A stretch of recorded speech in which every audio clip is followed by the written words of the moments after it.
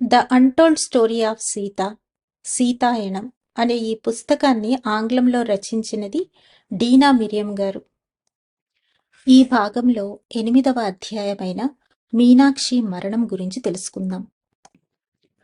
నూతన వాస్తవంలో సర్దుకోవడానికి మాకు కొంతకాలం పట్టింది. మా చర్యలలో సూచనలు ఇవ్వడానికి కావలసిన సమయస్ఫూర్తి సోమకు మాత్రమే ఉంది.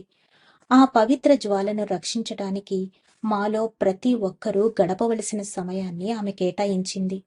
ఆమె మాత ప్రతిరోజు ఆ రోజు కోసం ధరించవలసిన దుస్తులు, ఆభరణాలను సిద్ధం చేసేది. మేము గదిని శుభ్రపరచడము, పువ్వులు ఉంచడము, ఏ పువ్వులు ఉంచాలో నిర్ణయించడము, ప్రతిరోజు చేసే పూజకు సహాయం చేయడము, అన్నింటినీ ఒక్కొక్కరికి కేటాయించింది. ఈ విధంగా మేము మాలో మాత ఉనికిని నిలుపుకున్నాము. అంతేకాక ఆమె మాకు అప్పగించిన నూతన విధులను కూడా మా మనసులో ఉంచుకున్నాము. సోమ కౌసల్య మాతకు సౌకర్యాన్ని సమకూర్చగా అదే పనిని నేను కైకేయి మాతకు చేశాను. నా జీవితంలో అత్యంత కష్టమైన పని అదే. ఎందుకంటే ఆమె పట్ల నాకు తీవ్రమైన ఆగ్రహం ఉందన్న మాటను తిరస్కరించలేను. ఎన్నో వారాల తరువాత గాని నాలో కరుణ చోటు చేసుకోలేదు. చిరకాలంగా ఆమెకు విశ్వాసపాత్రురాలైన సేవకురాలు మహారాణి మనస్సును మార్చడం వలన ఆవిడ ఆ విధంగా ప్రవర్తించింది. పరివార కృత్యాల్లో వేరే ఏ పరిచారకులు ఆమె వద్దకు వెళ్లడం లేదు. మహారాజు తన ఆరోగ్యం నుంచి బయటపడలేదు. మిగిలిన మహారాణులిద్దరూ ఆయన ఆరోగ్యం విషయంలో నిమగ్నమై మహారాణి కైకేయి గురించి పట్టించుకోకపోవడంతో ఆమె భోజన విషయాలు నాకు వదిలివేయబడ్డాయి. మాత నన్ను అభ్యర్థించి ఉండకపోతే ఈ స్థాయిలో నేను సేవ చేసి ఉండేదాన్ని కాదు. ప్రతి ఉదయము నేను ఆమె తలుపు కొట్టి బయటకు పిలిచి ఆహారాన్ని అందించేదాన్ని. చాలా గంటల తరువాత నేను వచ్చినా ఆమె దానిని తీసేది కాదు. ఒకరోజు తలుపు తీసి ఉన్నట్లు అనిపించి నేను జాగ్రత్తగా లోపలికి చీకటిగా ఉన్న గదిలోనికి ప్రవేశించాను. నేను చుట్టూ చూశాను. ఆ గది, మహారాణి పూర్తి గందరగోళంగా కనిపించారు. ఆ క్షణంలో నేను ఆమె చేసిన పనులన్నింటినీ మర్చిపోయాను. మొదటిసారిగా నా హృదయంలో ఆమె పట్ల కరుణ ప్రవహించింది. అయితే మరీ దగ్గరగా వెళ్ళడానికి భయపడి కొంత దూరంలో ఉన్నాను. సోమ సూచించినట్లు నా కళ్ళు కిందకి దించుకున్నాను. మహారాణి నన్ను దగ్గరకు రమ్మని పిలిచింది. ఆమె నన్ను గుర్తుపట్టినట్లు కళ్ళు చిలికిస్తూ, ప్రతిరోజు నాకు భోజనం తెచ్చేది నువ్వేనా అని అడిగింది. నేను తల ఊపాను. ఎవరు నువ్వు? కొత్త పరిచారికవా? నాకేమి చెప్పాలో అర్థం కాలేదు. నేను ఇంకా అయోధ్యకు కొత్త అయినప్పటికీ నన్ను నేను కొత్త పరిచారికను అనుకోను. హఠాత్తుగా నేను ఎవరో ఆమెకు గుర్తుకొచ్చింది. సీతతో మిథుల నుంచి వచ్చిన పరిచారకుల్లో ఒక దానివి కదూ అని నన్ను అడిగింది. నేను తలూపాను. అయితే నువ్వు నా భోజనం పట్ల ఎందుకు శ్రద్ధ వహిస్తున్నావు? నేనేం చేశానో నీకు తెలియదా? మీరు మీ రాణిని వదిలి ఉండడానికి కారణం నేనేనని నీకు తెలియదా? ఆమె కంఠం విసుగ్గా, కోపంగా, నిర్లక్ష్యంగా ఉంది. నేను భయంతో వెనుకకు జరిగాను. మహారాణి, నేను రాకుమారి సీత సూచనలను అనుసరిస్తున్నాను. గొణిగినట్లు బదులిచ్చాను. ఆమె నిర్ఘంతపోయినట్లు కనిపించింది. ఆ తరువాత ఏడుస్తూ నన్ను వదిలిపెట్టు అని అరిచింది. నాకు అంత ధైర్యం ఎలా వచ్చిందో తెలియదు. కాని ఈ మాటలు నా నోటి నుండి వెలువడ్డాయి. మహారాణి, దయచేసి నన్ను గదిని శుభ్రం చేయనివ్వండి. మీరు స్నానం చేయడంలోనూ, దుస్తులు ధరించడంలోనూ సహాయం చేయనివ్వండి. ఆమె ఏమీ మాట్లాడలేదు. ఆ గది చాలా రోజులుగా మూసి ఉండడం వలన భయంకరమైన వాసన వస్తోంది. కాని ఆమె మళ్లీ నన్ను వదిలిపెట్టు అని అరవగానే నేను గబగబా యువతలికి వచ్చాను. నా నరాలన్నీ చెదిరిపోయినట్లు అయ్యాయి. వణికిపోతూ నేను మాత యొక్క పవిత్ర జ్వాల వద్దకు వెళ్ళాను. మాత, నేను ప్రయత్నిస్తున్నాను. నేను చేయగలిగింది చేస్తున్నాను. కాని ఆమెను చేరలేకపోతున్నాను అని గొణుగుతూ చెప్తుండగా నా కళ్ళల్లో నీళ్లు కారాయి. నేను వాటిని తుడుచుకున్నాను. అప్పుడే నాకు నువ్వు మాత కోరికను పూర్తి చేస్తున్నావు అని సోమ ప్రశాంత స్వరంతో అనడం వినబడింది. ఆమె కిరాతకురాలు, విషంతో నిండింది. నేను సోమతో కళ్ళు తుడుచుకుంటూ చెప్పాను. అయితే మాత నన్ను ఆమెకు సేవ చేయమని ఎందుకు చెప్పారో నాకు తెలియదు. ఆ కారణానికే. అవును, ఆమెలో విషం ఉంది, సందేహం లేదు. కాని మాత మనని ఆమెలో నుంచి ఆ విషం కోల్పోయేలా చూడమంది. ప్రేమ మాత్రమే ఆ పని చేయగలదు. ఆమె ఇంకా ఇలా కొనసాగించింది. ఆమె సేవకురాలు వెళ్ళగొట్టబడింది. మందిరంలో వేరే ఎవరూ ఆమె వద్దకు వెళ్ళరు. ఎవరో ఒకరు ఆమె పట్ల శ్రద్ధ వహించకపోతే ఆమె ఆకలితో మాడిపోతుంది. మీనాక్షి, ఆ పని నేను సంతోషంగా చేస్తాను. నీ నుంచి ఆ బరువును నేను తీసుకుంటాను. నేను తల పంకించి, మాత నాకు ఇచ్చిన ఏ పనినైనా స్వీకరించడంలో ఎన్నడూ ఓడిపోలేదు. ఇప్పుడు ఓడిపోతే నేను ఆమె ముఖం ఎలా చూడగలను? కాని నువ్వు ఆమెను చూసినట్లయితే తల దువ్వుకోకుండా, స్నానం చేయకుండా, అస్తవ్యస్తమైన దుస్తులతో ఆమె పిచ్చిదానిలాగా కనిపిస్తోంది. ఆ గది ఎంత మురికి పట్టి చిందరవందరగా ఉందో! ఆమె దానిని శుభ్రం చేయనివ్వదు. ఏం చేయాలో నాకు పాలుపోవడం లేదు. విషయమంతా వివరించేసరికి సోమ ముఖంలో కరుణ కదలాడింది. పాపం, నిజంగా ఆమెకు మతిపోయింది. నేను ఆమెను ఏమీ అనలేను. అపరాధ భావం ఆమెను ముంచెత్తుతోంది. ఆమె సమక్షంలో నీకు సహనం, ఓర్పు కావాలి. మాత చెప్పేది అదే కదా. నేను తల ఊపాను. సోమ నా చేతిలో చెయ్యి వేసి, మీనాక్షి, నువ్వు వణికిపోతున్నావు. భయం నిన్ను లోబరుచుకుంది. ఇంతకు ముందు ఎన్నడూ నేను ఇలా భయపడలేదు సోమా. నేను నదిలో మునిగిపోతున్నప్పుడు కూడా నా జీవితం వదిలివేయడానికి సిద్ధపడ్డానే కాని భయపడలేదు. ఈ విధమైన అనుభవం నాకు తెలియదు. ఆ గదిలో చీకటి ఉంది. ఆ చీకటి నన్ను భయపెడుతోంది. ఇప్పుడు ఈ రాజమందిరంలోనే చీకటి నడయాడుతోంది. జరిగిన దాని వలన వచ్చిన చీకటి. కాని మనందరము దాన్ని ఎదుర్కోవాలి. ఆమె ఆగి మళ్లీ కొనసాగించింది. ఆ చివరి రాత్రి మీరందరూ మాతను వదిలి వెళ్లిన తరువాత ఆమె ఇంకొన్ని సూచనలు ఇస్తుందేమోనని మరికొంతసేపు మాతతో ఉన్నాను. నేను రాబోయే ముందు జరగబోయే దాని పట్ల నీకు భయం వేస్తుందా అని అడుగగా ఆమె ఏం చెప్పిందో తెలుసా? ఇవే ఆమె మాటలు. నేను వాటిని ఎప్పటికీ మరిచిపోను. సోమా, ఈ మానవ శరీరానికి భయం కోల్పోవడం తెలుసు. అదేవిధంగా ధైర్యం, సాహసం, నమ్మకం కూడా తెలుసు. అది తాను ఎదుర్కొనే నిరోధాలన్నింటినీ అధిగమించగలదు. తండ్రి గారి దగ్గర నేను పొందిన జ్ఞానాన్ని ఉపయోగించే సమయం వచ్చింది. ఋషుల ఆశీర్వాదం ఫలించే సమయం కూడా. ఈ మాటలు నా వణుకును నెమ్మదింపచేశాయి. తరువాత, సోమ, జనక మహారాజు మనను కూడా ఆశీర్వదించారు. ఆయన చివరి ఆశీర్వచనం నీకు గుర్తులేదా? మనని సురక్షితంగా ఉంచటానికి అదొక్కటే చాలు. ఇక్కడ మనం భయపడవలసింది ఏమీ లేదు. సరే, నేను భోజనం తేవటం కొనసాగించాను. తలుపు తాళం వేసి ఉన్నట్లయితే దానిని బయటే పెట్టి వెళ్లేదాన్ని. అది కొంచెం తెరిచి ఉన్నా నేను లోపలికి వెళ్లి ఆమె బల్ల పక్కన పెట్టేదాన్ని. కొన్ని రోజులు గడిచాయి. ఒకరోజు నేను లోనికి వెళ్ళినప్పుడు ఆమె, నువ్వు ఇప్పుడు గదిని తొడవచ్చు అంది. నేను ఆమె వైపు చూసి ఆమె పూర్తి స్పృహలోకి వచ్చిందని గ్రహించాను. ఆమె సమక్షంలో నేను పిరికిగా ఉండేదాన్ని అన్న మాట కాదనను. మహారాణి, మీరు స్నానం చేయడంలో సహాయపడనా అని అడిగాను. ఆమె తలూపింది. అక్కడి నుంచి ఆమెకు నా సేవ మొదలయ్యింది. అయితే మేమిద్దరము చాలా తక్కువ మాట్లాడుకునేవాళ్లం. కొన్ని నెలల తరువాత మందిరంలోనికి నూతన పరిచారిక వచ్చింది. మహారాణి కైకేయి సేవా బాధ్యతలు ఆమెకు అప్పజెప్పబడ్డాయి. నాకు బరువు దించబడింది. సోమ ఆ వార్త చెప్పడానికి నా వద్దకు వచ్చింది. అయితే ఇక నేను అక్కడ అవసరం లేదా అని అడిగాను కొంత సంకోచంతో. సోమ తల ఊపి, నువ్వు ఆనందిస్తావనుకున్నాను, కానీ చూడబోతే విచారిస్తున్నావు. ఆమె పట్ల ఇష్టం పెంచుకున్నావా? నేను తల పంకించి, అప్పుడు కూడా నేను మాత దగ్గర ఓడిపోయినట్లే. ఈ పనిని నాకు అప్పగించింది ఆమెయే. నేను నిట్టూర్చాను. మనము చేయగలిగిన దానికి మించినది మాత ఎన్నడూ అడగదు. మాతయే ఆ కొత్త పరిచారికను ఏర్పాటు చేసి ఉంటుందని, దానితో నువ్వు ఆ బాధ్యత నుంచి తప్పించబడి ఉంటావని నేను అనుకుంటున్నాను. ఆమె ఎట్లా చేయగలదు? ఆమె ఇక్కడి నుంచి దూరంగా ఉంది కదా. మీనాక్షి, ఆమె ఎప్పుడూ దూరంగా లేదు. ఈ విషయం నీకు అనేకసార్లు చెప్పాను. ఆమె ఎరుకతో ఉంటుంది. జరుగుతున్న ప్రతి దాని పట్ల ఎంతో ఎరుకతో ఉంటుంది. ఇది నేను అనేకసార్లు చూశాను. దశరథ మహారాజు మరణించారు. భరతుడు మహారాణి కైకేయి కుమారుడు, శ్రీరాముని సోదరుడు. జరిగిన విషయాలకు ఎంతో చింతించి శ్రీరాముడు, లక్ష్మణుడు సీతలకు ఆ విషయం తెలపడానికి, వారిని తిరిగి రమ్మనటానికి అడవికి వెళ్ళాడు. ప్రతి ఒక్కరూ అతని విజయం సాధిస్తాడు అనుకున్నారు. బహుశా వాళ్ళు ఇప్పుడు తిరిగి రావచ్చు. మహారాణి కైకేయి తన చర్యలకు పశ్చాత్తాపపడుతున్నట్లు కనిపిస్తోంది. బహుశా ఆమె వారిని స్వాగతించవచ్చు అని నేను సోమతో అన్నాను. సోమ తల మీద కొట్టుకుంటూ, వారు తిరిగి రారు. వారి పని ఇప్పుడే మొదలవుతోంది అంది.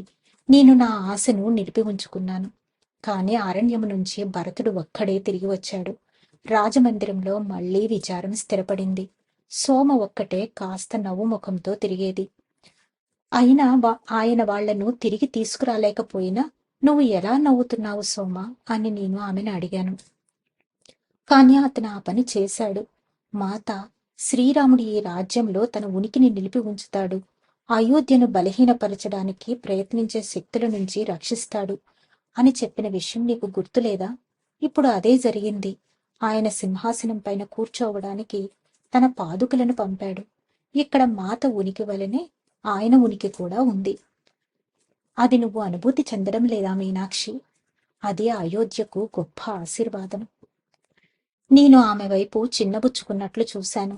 పవిత్ర జ్వాల ముందు నిలబడి మాత నేర్పిన మంత్రాన్ని ఉచ్చరించి మాత ఉనికిని అనుభూతి చెందడానికి ప్రయత్నించాను. అయితే నేను ఆమె నువ్వు జాగ్రత్త, ప్రేమ లోతును మాత్రమే భావించగలిగాను. రోహణ, ఉషల విషయంలో కూడా అంతే. ప్రతిరోజు మాత చెప్పినవన్నీ మేము చేస్తున్నప్పటికీ మా జీవితాలలో నుంచి ఆ అర్థం లాక్కోబడినట్లు కనిపించింది. ప్రతి రాత్రి మేము ఆమెతో ఆ రోజంతా మందిరంలో జరిగినవన్నీ చెప్పేవాళ్లం. మహారాణుల సంగతి, సోదరుల విషయం, ఊర్మిళ విషయం చెప్పేవాళ్లం. చెప్పవలసిన విషయాలు ఏమీ లేకపోతే మేము మా ఆలోచనలు, కలలు చెప్పేవాళ్లం. సోమ ఒక్కటే మాత నుంచి సందేశాలు అందుకున్నట్లు కనిపించేది. అప్పుడప్పుడు సుదూర అరణ్యాలలో జరుగుతున్న విషయాలను ఆమె చెప్పేది. నీకు ఇది ఎలా తెలుసు అని ఒకసారి నేను అడిగాను. నీకు గుర్తులేదా, మాత మనతో అగ్నిదేవుడు తన సందేశాలను మన వద్దకు తెస్తారు అని చెప్పలేదా? ఆయన అదే చేస్తున్నారు. ఆ జ్వాల మాత ఇచ్చిన పవిత్ర వరం. దూరం అనేది పట్టించుకోనవసరం లేదు. ఆమె మన అందరికీ సందేశాలు పంపుతూనే ఉంది. కానీ మీ మనస్సును శాంతపరిచి వినడం మీరు నేర్చుకోలేదు మీనాక్షి అని చెప్పింది. ఆమె చెప్పింది నిజమే. నేను సందేశాలు అందుకోలేదు. సోమ కథలు చెబుతుందో లేదా ఏదైనా అద్భుతం ద్వారా ఆమె మాత నుంచి ప్రత్యక్షంగా సందేశాలు తీసుకుంటుందో మాకు తెలియదు. అది పట్టించుకోవలసిన విషయం కాదు. రోహణ, ఉష, నేను మాత ప్రయాణం యొక్క ఆ కథల కోసం ఆత్రంగా ఎదురు చూసేవాళ్లం. మేము వాటిని నమ్మేవాళ్లం. ఒకానొక రోజు మాత వెళ్లిన 3 సంవత్సరాలకు రోహణ ఆ పవిత్ర జ్వాల వద్ద కూర్చొని ఏడవడం నేను చూశాను. ఆమె తన సోదరి మిథిలలో తీవ్ర అనారోగ్యంతో విందనే కబురు వింది. నేను ఆమెను ఓదార్చడానికి ప్రయత్నించాను. కానీ ఫలితం లేదు. మేమేం చేయగలం? మా విధి మా చేతుల్లో లేదు. మిథిలకు తిరిగి వెళ్లే విషయం ఆమె సొంతగా నిర్ణయించలేదు. నేను ఈ విషయం ఆమెకు వివరిస్తూ ఉండగా సోమ వచ్చింది. ఆమె విషయాన్ని అర్థం చేసుకుని మహారాణి కౌశల్యతో మాట్లాడే ఏర్పాటు చేయగా రోహణ మిథిలకు తిరిగి వెళ్లడానికి నిశ్చయింపబడింది. మేమందరము ఒక కుటుంబంలా మారాము. ఆమె సోదరి విదేశంలో ఉండి అక్కడికి వెళ్లవలసి రావటం మా బృందంలో ఒక వెలితిని ఏర్పరిచింది. నాకు కూడా వెళ్లాలనిపించిందన్న విషయాన్ని ఒప్పుకోవడానికి నాకు సాహసం చాలలేదు. అనేక రాత్రుళ్ళు నాకు మా రాజప్రాసాదానికి తిరిగి వెళదాం అనిపించేది. కాని మాత లేకుండా జనక మహారాజు వనవాసంలో ఉండగా అక్కడే అదువరికిలా ఉండదు. మేము గతాన్ని తిరిగి సృష్టించలేము. అది ముగిసిపోయింది. అయినా నేను ఆ రోజుల కోసం ఎదురు చూశాను. 2 ఏళ్ల తరువాత ఉష వెళ్ళింది. ఆమె మిథిలలోని ప్రశాంతత, ఉల్లాసాల కోసం కాక దేవలోకాలలోని ప్రశాంతత కోసం వెళ్ళింది. ఆమె అనారోగ్యానికి గురి అయి హఠాత్తుగా మరణించింది. ఇక నేను, సోమ మాత్రమే పవిత్ర జ్వాలను, మాత ఉనికిని నిలిపి ఉంచటానికి మిగిలాము. ఆ తరువాత కొద్ది కాలానికి నా అనారోగ్యం క్షీణించసాగింది. నా కంటి చూపు తగ్గిపోతోంది. కాని అది ఎవ్వరికీ చెప్పే సాహసం చేయలేదు. చివరకు సోమకు కూడా. ఆమె పైన నా పట్ల అధిక శ్రద్ధ తీసుకోవలసిన భారాన్ని మోపదలుచుకోలేదు. ఇంకా నన్ను నేను చూసుకోగలుగుతున్నాను. ఒకానొక రోజు ఉదయం నేను పవిత్ర జ్వాల దగ్గర మంత్రం చదవడం కోసం సూర్యోదయానికి ముందే లేచినప్పుడు నా గది నుంచి బయటకు వస్తుండగా కాలు జారి పడిపోయాను. అతి కష్టం మీద ఆ జ్వాల వరకు వెళ్ళాను. అక్కడ సోమ ఉంది. ఆమె నాకంటే ముందే వచ్చింది. ఉదయం పూట అది నా పని కావడంతో నేను ఆమె వైపు ఆశ్చర్యంగా చూశాను. ఆమె సాయంత్రాలు రాత్రుళ్ళు ఆ పని చూడాలి. "నువ్వు ఇక్కడున్నావా?" అని నేను అడిగాను. "నీకు బాగోలేదనిపించింది, అందుకే నేను వచ్చాను" అంది సోమ. మేమిద్దరము అక్కడ నిలబడి మంత్రం చదివాము. ఆ తరువాత నేను నా గదివైపు వెళ్ళడానికి తిరిగాను. "నీకు నేను తోడు వస్తాను ఉండు" అంది ఆమె. ఆమె తోడ్పాటుకు కృతజ్ఞతతో నా చేతిని ఆమె భుజం పైన ఉంచాను. ఆమె నన్ను నా గది వద్దకు తీసుకుని వెళ్ళి రోజంతా అక్కడే ఉండి విశ్రాంతి తీసుకోమని, నా పనులు తాను చేస్తానని చెప్పింది. నేను ఎంత వారించినా వినకుండా నాకు భోజనం తీసుకొచ్చి రోజంతా నన్ను కనిపెట్టుకుని ఉంది. ఆ సాయంత్రం నా దగ్గర కూర్చోవడానికి వచ్చింది. "నీ దృష్టి మందగిస్తోంది కదా మీనాక్షి" అని అడిగింది సోమ నన్ను. నేను తలూపాను. "ఎప్పటి నుంచి ఇలా ఉంది? నువ్వు నాకు చెప్పనే లేదు" అంది. "చాలా నెలల నుంచి" నేను అస్పష్టంగా చెప్పాను. "కానీ ఇప్పుడు అది చాలా తక్కువైపోతోంది. నేను నీపై భారం మోపాలని అనుకోవడం లేదు సోమ. అయితే నేనిప్పుడు భయపడుతున్నాను. నాకేమవుతుంది? ఈ వృద్ధ, గుడ్డి, శాపగ్రస్తురాలు మిథుల నుంచి వచ్చిన పరిచారిక ఈ పరివార కృత్యాల్లో ఏం చేయగలదు? ఖచ్చితంగా నేను తిరస్కరించబడతాను." "శాపం గురించి మాట్లాడకు" ఆమె పదునుగా అంది. "మాత ఒకసారి నీతో నువ్వు ముసలిదానివి కాదు, శాపగ్రస్తురాలివి కాదు అని చెప్పలేదా? అని ఆ తరువాత నెమ్మదిగా నీ శాపాన్ని గొప్ప ఆశీర్వాదంగా నువ్వు ఇంకా గుర్తించలేదా" అని కొనసాగించింది. నేను ఆమె వైపు చూశాను. ఈ మాటలే ఒకసారి మాత నాతో పలికింది. "నువ్వు మాట్లాడుతుంటే మాత మాట్లాడినట్లు ఉంది" అని నేనన్నాను. "నేను ఒక పరిష్కారం కనుగొంటాను" అని ఆమె బదులిచ్చింది. మాత ఎప్పుడూ ప్రతి సమస్యకు ఒక పరిష్కారం ఉంటుందని చెప్పేది. అలాగే దీనికి కూడా ఉండి ఉంటుంది. చాలా రోజుల తరువాత సోమ ఒక మందుతో నా దగ్గరకు వచ్చి నా కళ్ళలో వేసి ప్రతి కొన్ని గంటలకు నువ్వు దీనిని తీసుకోవాలి అని సూచించింది. "నీకే మందెవరిచ్చారు" అని నేను అనుమానంగా అడిగాను. "మాత" అని ఆమె బదులిచ్చింది. "మాతయ్య?" ఆమె తలూపింది. ఆమె నా కలలోకి వచ్చి ఈ మొక్క దొరికే చోటు చెప్పింది. నేను దానికోసం వెతికి తెచ్చాను. ఆమె ఏం చెయ్యాలో చెప్పి కొన్ని రోజుల్లో నీ కళ్ళు శక్తి సంతరించుకుంటాయని అంది. మిగిలిన సేవకులతో నువ్వు అనారోగ్యంగా ఉన్నావని, కోలుకోవడానికి 1 వారం పడుతుందని చెప్పాను. అప్పటికి నువ్వు ఎలా ఉంటావో చూద్దాం. కానీ ఆ జ్వాల విషయంలో నీకెవరు సహాయం చేస్తారు సోమా అని నేనడిగాను. "నాకే సహాయమూ అవసరం లేదు. అయినా నిజమేమిటంటే ఆ జ్వాలకు మన మంత్రాలు అవసరం లేదు. మనము ఆమెతో మన బంధాన్ని అనుభూతి చెందడం కోసం మాత అలా చేసింది. మాత ఇచ్ఛ ద్వారా ఆ జ్వాల ప్రత్యక్షీకరింపబడినట్లే ఆమె తిరిగి వచ్చే వరకు ఆమె ఇచ్ఛ ద్వారానే అది నిలిచి ఉంటుంది. అయితే మనం మంత్రాలను కొనసాగించాలి. అవి ఆమె సూచనలు కనుక. మనము ఆమె మాట జవదాటిన వెంటనే ఈ రాజ్యానికి అరిష్టం పట్టుకుంటుందని నా భయం." 1 వారంలో నా కంటి చూపు గణనీయంగా మెరుగయింది. నా సాధారణ విధులను చేసుకోవడానికి అనువైనట్లుగా మెరుగయ్యింది. అనేక వారాల అనంతరం నా కంటి చూపు పూర్తిగా రాకపోయినా నా విధులన్నిటినీ నిర్వర్తించగలిగేటంతగా మెరుగుపడింది. అప్పుడే సోమ నా దగ్గరకు వచ్చి సూర్యోదయానికి ముందే నన్ను ఒక చోటుకు తీసుకుని వెళతానని చెప్పింది. అది ఎక్కడికో మాత్రం చెప్పలేదు. ఈ రహస్యం ఎందుకు? ఆశ్చర్యపరచడం కోసం. నీ హృదయానికి ఉల్లాసం చేకూర్చే ఒక విషయం. రోజూ కంటే ముందే లేచి పవిత్ర జ్వాలముద్రు మంత్రం చదివి ఆమె నా గదికి రాబోయే ముందే సిద్ధంగా ఉన్నాను. తరువాత ఇద్దరమూ కలిసి రాజమందిరం నుంచి నిశ్శబ్దంగా నిష్క్రమించాము. ఆమె నన్ను సరయూ నది వైపుకు తీసుకుని వెళుతోంది. దాని ఒడ్డున మేము నడుస్తూ ఉన్నాము. స్త్రీల మంత్రోచ్చరణ నాకు వినబడింది. "ఏమిటది?" నేను గుసగుసలాడాను. ఆమె నవ్వింది. "నీకు నేను చూపించాలనుకున్నది ఇదే. నీకు ఆ ప్రదేశం గుర్తుందా?" ఆ శబ్దం వస్తున్న వైపు చూపిస్తూ అడిగింది.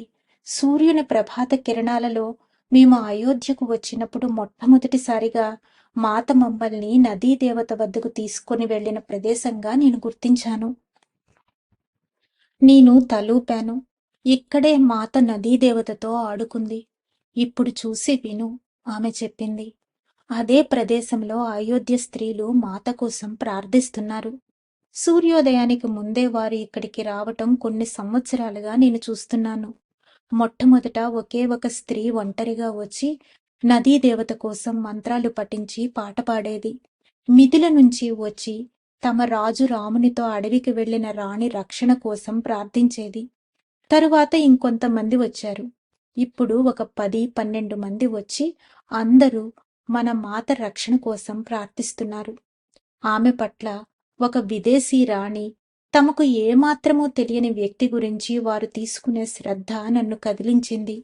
సోమ, నువ్వు చెప్పింది సరైనదే. ఆమె పట్ల వీరు ప్రదర్శించే ప్రేమకు నా హృదయం ఉప్పొంగుతోంది. ఇంతకంటే ఇవ్వగలిగిన గొప్ప బహుమానమేముంది? ఒకానొక రోజు మాత తిరిగి వచ్చినప్పుడు ఆ స్త్రీకి తన కృతజ్ఞతలు తెలుపుతుంది. కాని సోమ, వారు మాత మొట్టమొదటిగా నీటిలో కాలు పెట్టిన ప్రదేశంలోనే ప్రార్థన చేయడం వింతగా లేదు? సోమ నవ్వింది. ఏమీ లేదు. ఆ రోజు కేవలం మాత ఆడుకోలేదు. ఆమె ఈ ప్రదేశాన్ని పవిత్రీకరించింది.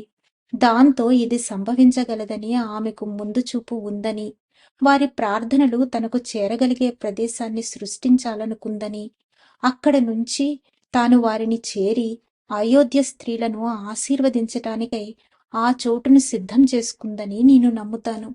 మనం వారి వద్దకు వెళదామా అని నేను అడిగాను.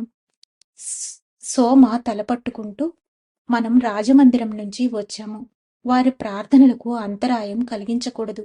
స్త్రీలు సొంతగా ఉదయాన్నే బయటకు వెళ్లడాన్ని మందిరంలోని వారు ఒప్పుకుంటారో లేదో తెలియదు. మనం మిథుల నుంచి వచ్చిన పరిచారకులం కనుకనే మనని ద్వారం నుంచి బయటకు వదిలారు.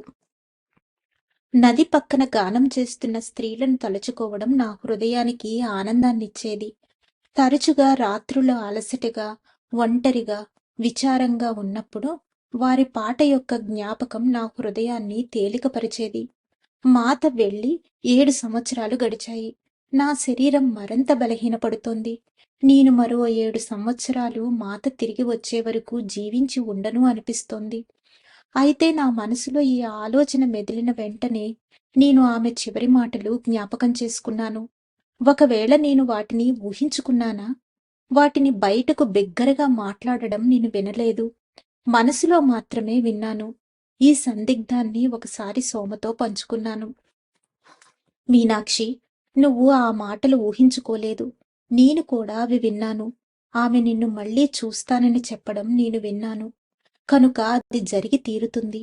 దానిని మార్చగలిగేది ఏదీ లేదు. ఆమె నా మనసుతో మాట్లాడింది నువ్వు విన్నావా? నేను నిర్ఘంతపోయి అడిగాను. సోమ పక్కకు చూసింది. ఆమె నన్ను ఓదార్చడానికి చెప్పిందో, నిజంగా విన్నదో నాకు తెలియలేదు. నది వద్దకు వెళ్ళు మీనాక్షి. మాత మనను తీసుకుని వెళ్ళిన చోటుకు వెళ్ళు. నీకు అక్కడ సమాధానం దొరుకుతుంది. ఆమె చెప్పిన చాలా రోజులకు నేను ఒంటరిగా బయటకు వెళ్ళగలిగాను. మేము మాతతో కలిసి కూర్చున్న చోట, ఇప్పుడు స్త్రీలు ఉదయాన్నే మాత కోసం పాడి ప్రార్థించే చోట నిలబడ్డాను. ఇప్పుడు అది పవిత్ర స్థలం. నా చెప్పులు విడిచి మొదటిసారిగా నదిలోనికి ప్రవేశించాను. మిథిలలోని పాత రోజులు జ్ఞాపకం వచ్చాయి. అప్పట్లో మేము దేనిని లక్ష్యపెట్టేవాళ్లం కాదు అనుకున్నాను. హఠాత్తుగా ఇన్ని సంవత్సరాల మిథిలా వియోగం గుర్తుకు వచ్చి నేను కన్నీళ్లు ఆపుకోలేకపోయాను. మోకాళ్ల వరకు మునిగి నీళ్లు నా చుట్టూ వలయాలుగా తిరగనిచ్చాను. నీళ్లల్లో నేను ఒంటరిగా ఉన్నాను. కన్నీటితో ముఖం కడుక్కున్నట్లు ఉన్నాను. నేను మౌనంగా రోదించాను. మాతా, నేను నీ కోసం ఎదురు చూడడానికి ప్రయత్నిస్తున్నాను. కానీ నా శరీరం ఉండేటట్లు లేదు. నువ్వు తిరిగి వచ్చే వరకు నేను ఉండను మాతా. నన్ను క్షమించు. నిన్ను స్వాగతించడానికి నేను ఇక్కడ ఉండను. నేను ఈ మాటలు అనగానే నా మీదుగా గాలిలో తేలుతూ వచ్చిన ఒక స్వరం నాకు వినబడింది. నేను నిన్ను మళ్ళీ చూస్తానని నీకు మాట ఇవ్వలేదా? ఆ స్వరం నా లోపలి నుంచి వచ్చిందో బయట నుంచి వచ్చిందో నేను చెప్పలేను. కానీ ఏదో నన్ను వెనక్కు తిరిగేటట్లు చేసింది. అక్కడ నది అంచున ఆమె నిలబడి ఉండడం నేను చూశాను. నేను మూగబోయాను. నా కన్నీళ్లు ఆగి ప్రశాంతత, ఉల్లాసం నా హృదయంలో ప్రవేశించాయి. అయితే ఇప్పుడే నన్ను ఇంటికి ఆహ్వానించు మీనాక్షి, ఆమె మృదు స్వరంతో అంది. మాతా, మీరు తిరిగి వచ్చేశారా? చిన్నగా నవ్వుతూ ఆమె, నువ్వు ఆ విధంగా నీళ్ళల్లో ఉండిపోతే నీకు జలుబు చేస్తుంది మీనాక్షి అంది. అప్పుడే నేను నా శరీరం చలికి వణకడం గుర్తించాను. ఆమె నదిలోనికి కొన్ని అడుగులు నడిచి నేను పైకి రావడానికి సహాయం చేసింది. ఆ తరువాత తన శాలువా తీసి నా చుట్టూ కప్పింది. నేను ఆమెకు నా కృతజ్ఞత తెలపాలి, నా ప్రేమ వ్యక్తీకరించాలి, శాశ్వతత్వం వరకు నేను ఆమెను ప్రేమిస్తానని చెప్పాలి అనుకున్నాను. కానీ నా నోటి నుంచి మాటలు రాలేదు. అసలు ఏ శబ్దమూ రాలేదు. నా ప్రేమను స్వీకరిస్తున్నట్లుగా ఆమె తల ఊపి, నేను నీతో ఉన్నానని తెలుసుకోవడానికి నువ్వు ఈ శరీరాన్ని చూడనవసరం లేదు. ఈ జన్మకే కాదు, ఎప్పటికీ. తరువాత పెద్ద నవ్వుతో ఆమె వెనక్కి తిరిగి చిన్న చెట్ల గుంపులోకి నడిచి వెళ్ళింది. నేను అనుసరించడానికి ప్రయత్నించాను. కానీ కదలలేక ఆమెను చేరలేదు. కొన్ని నిమిషాల తరువాత నేను ఆ చెట్ల దగ్గరకు నడిచి వెళ్ళాను. కానీ నాకు ఆమె కనబడలేదు. జరిగిందానికి అయోమయానికి గురి అయి కొన్ని నిమిషాలు అక్కడే నిలబడిపోయాను. తరువాత నెమ్మదిగా మందిరానికి తిరిగి వచ్చాను. సోమ నన్ను చూసి, మీనాక్షి, మాత శాలువ నీకు ఎలా వచ్చింది అంది. నేను నది నుంచి బయటకు వచ్చేసరికి పూర్తిగా తడిసిపోయి ఉండడం చూసి మాత తన శాలువ నా చుట్టూ కప్పింది. నాకు జలుబు చేస్తుందేమో అంది. ఆమె తన భుజాల నుంచి తీసి దానిని నా చుట్టూ తానే స్వయంగా కప్పింది. నాతో రా అంటూ సోమ నా చెయ్యి పట్టుకుని మాత గదివైపు తీసుకుని వెళ్ళింది.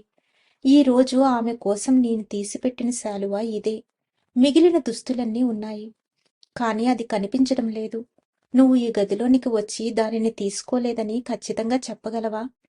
సోమా, నేనా విధంగా ఎప్పుడైనా చేశానా? నేను భయపడుతూ అన్నాను. ఆమె ఆ విధంగా భావించినందుకు భయపడ్డాను. కాని ఆమె ధరించిన దుస్తులు అవే. చూడు, ఆ దుస్తుల అంచులు తడిగా ఉన్నాయి. ఆమె నీటి అంచున నిలబడి ఉంది. ఆమె దుస్తులు ఇక్కడ గదిలో ఉంటే ఎలా తడుస్తాయి? నువ్వు ఈ శాలువ ఇక్కడ పెట్టి ఉంటే అది మాత ఎలా వేసుకుంది? నాకర్థం కాలేదు. ముఖంలో నవ్వు కదలాడుతుండగా సోమ తల పంకించి నిదానంగా జవాబిచ్చింది. ఇప్పుడు నాకు తెలిసింది. నీ అనుభవం నిజమేనని నువ్వు తెలుసుకోవాలని మాత కోరుకుంది. నువ్వు ఆమెను నిజంగానే చూశావు. ఆమె నిన్ను ఆశీర్వదించటానికి వచ్చింది. ఆ శాలువ నీకు ఆమె వచ్చిన సంకేతం. ఆ అనుభవం నా హృదయానికి శాంతిని, హాయిని ఇచ్చింది. కొన్ని వారాలు గడిచాయి. ఒకరోజు నేను చాలా బలహీనంగా ఉండి మంచంపై నుంచి లేవలేకపోయాను. సోమ నన్ను చూడడానికి వచ్చింది. నా లోపల ఇంకా ఏం ఉన్నాయో తెలుసుకుంటున్నట్లు లోతుగా నన్ను చూసింది. నీ కోరికలన్నీ తీరిపోయాయి అనుకుంటున్నాను అంది. నేను తల ఊపి నెమ్మదిగా, నాకు ఉన్న ఒకే ఒక ఆశ భవిష్యత్తులో కూడా ఆమె సేవను కొనసాగించడమే. నేను నిద్రలోకి జారిపోయాను. లేచేసరికి సోమ ఇంకా నా పక్కనే కూర్చుని ఉంది. సోమ, నాకు ఎంతో అందమైన కల వచ్చింది. మనం మళ్ళీ మిథిలలో ఉన్నాము.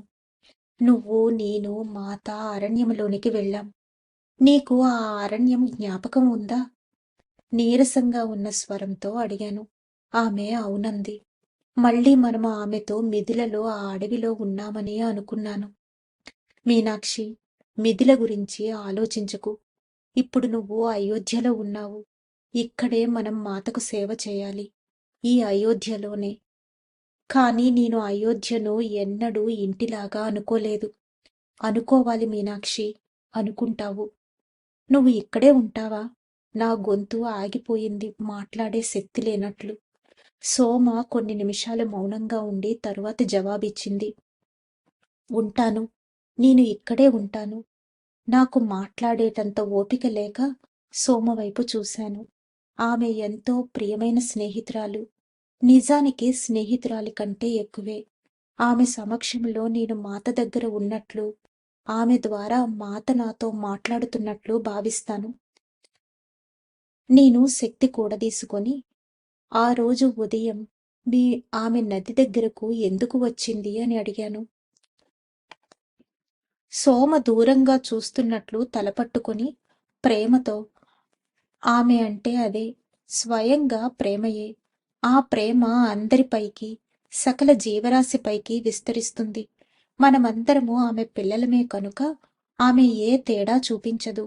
ఆ తరువాత నా వైపు చూస్తూ, మాత జన్మ తీసుకున్నది ఆ ప్రేమను మేల్కొల్పడానికే. దేవలోకాలను చుట్టి ఉండే ఆ ప్రేమను భూమి మీద జాగృతపరచడానికే. తన జీవితంలోని ప్రతి క్షణము ఆమె అదే చేస్తోంది. నేను అర్థం చేసుకోలేదు. నాకు దేవలోకాల గురించి ఏమీ తెలియదు. కానీ మాత అయోధ్యను వదిలి వెళ్ళేటప్పుడు నాతో అన్న మాటలు జ్ఞాపకం వచ్చాయి. నువ్వు నన్ను మళ్ళీ చూస్తావు అంది ఆమె. ఆమె నాకు మాట ఇచ్చింది కనుక వచ్చింది అని ఇప్పుడు నేను గుర్తించాను. ఈ జన్మకు నా భారాలన్నీ తీరిపోయాయి కనుక నా నోటి నుంచి పెద్ద నిట్టూర్పు బయటకు వచ్చింది. నేను ఇక మాత కోసం ఎంత మాత్రమూ ఎదురుచూడనవసరం లేదు. ఆమెను స్వాగతించడానికి ఇక్కడ సోమ ఉంటుంది. గత కొన్ని సంవత్సరాలలో పరివార కృత్యాలలో సోమ ఎంతటి ప్రాముఖ్యాన్ని సంపాదించుకుందో నేను చూశాను. సేవకులందరూ సలహాలు, నిర్దేశకత్వాల కోసం ఆమె వద్దకు వస్తారు. మహారాణులు కూడా ఆమె పైన ఆధారపడతారు. ఆమె ఏకాకి కాబోదు. ఏనాడు పరివార కృత్యాల్లో కలుగజేసుకొని నా వలే కాక ఆమె ఇప్పుడు అయోధ్యలో భాగం. నేను కేవలం విదేహ గుర్తింపును మాత్రమే నిలిపి ఉంచుకున్నాను. అయినప్పటికీ ఆమెను వదిలిపోతున్నానన్న భావం బాధ కలిగిస్తోంది. మా మధ్య గాఢ ఆప్యాయతా బంధం పెంపొందింది. సోమ, నువ్వు మాత కోసం ఎదురుచూడు. నా గొంతు ఆగిపోయింది. మీనాక్షి, నేను ఎప్పుడూ ఎదురు చూడలేదు. ఎందుకంటే మాత నన్నెప్పుడూ వదిలి వెళ్ళలేదు. నా వైపు స్థిరంగా చూస్తూ చెప్పింది సోమ. నేను నవ్వాను. సోమ మా మిగిలిన వాళ్ల వలె కాదు. ఆమె ఒక మర్మం. నేనెన్నటికీ గ్రహించలేని మర్మం. అయితే ఆమె మాటలు నన్ను తేలికపరిచాయి. ఈ ప్రపంచంలో నేను కళ్ళు మూసే ముందు విన్న చివరి మాటలు అవే. ఒక జన్మ అంతమైనప్పుడు మట్టిలో తన ముద్రలు వదిలి మరో జన్మ తీసుకుంటుంది. చెరిగిపోని, మరణించని జ్ఞాపకాలను తనతో తీసుకుని వెళుతుంది. అవి మనోసముద్రపు అడుగున సుప్తచేతన మానసంలో ఇంకిపోయి అక్కడ విశ్రాంతి తీసుకుంటూ మడతపడి అనేక మనో నిక్షేపాలుగా తయారై ఆత్మ తన సంపూర్ణ జాగృతి కోసం చేసే ప్రయాణంలో తోడ్పడడానికై పిలువబడే వరకు అలాగే ఉంటాయి. ధన్యవాదాలు మాస్టర్స్. ఈ రోజుతో 8వ అధ్యాయమైన మీనాక్షి మరణం పూర్తయింది. రేపటి నుంచి 9వ అధ్యాయమైన మీనాక్షి పునర్జన్మ గురించి తెలుసుకుందాం. అంతవరకు సెలవు తీసుకుంటూ పద్మజ.